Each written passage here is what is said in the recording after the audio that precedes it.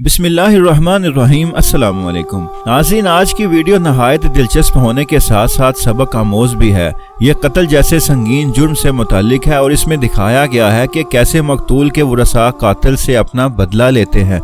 इसलिए गुजारिश है कि वीडियो को शुरू से आखिर तक मुकम्मल देखें। नाज़रीन, ये वीडियो सऊदी अरब की है, जहां एक मैदान में एक उम्र रसीदा कातिल को लाया जाता है।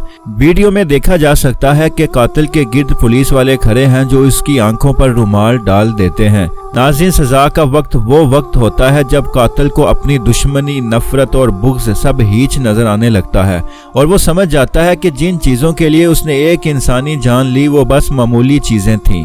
नाज़रीन, कातिल का सर उड़ाने से पहले काजी मकतूल के बेटों के पास जाता है और उन्हें माफ़ी की तरगीब देता है, क्योंकि माफ़ी और दरगुजर को दीन इस्लाम में बहुत बड़ी हैसियत हासिल है। लेकिन चूंकि मकतूल के बेटे गम और गुस्से की हालत में होते हैं, इसलिए वो कातिल को माफ़ करने पर हरगिज़ तैयार नहीं होते। वो कहते हैं कि जब तक कातिल का लहू नहीं बहेगा उन्हें चैन नहीं मिलेगा। जल्लाद तलवार सौंत लेता है कि तब एक हैरत अंगेज़ वाक़या रूनुमा हो जाता है। होता यूं है कि मकतूल का छोटा बेटा हाथ के इशारे से जल्लाद को रोक लेता है। छोटा बेटा कातिल के पास जाता है, उसके साथ चंद बातें करता है और फिर कहता है, मैं तुझे अल्लाह के लिए माफ़ करता हूँ। ये अल्फाज कातिल के लिए ज़िंदगी का पैगाम साबित हो जाते हैं। उसके चेहरे पर मुसर्रत और फरहत का समा बन जाता है और यूं एक कातिल मौत जैसी खौफनाक सजा से बच जाता है।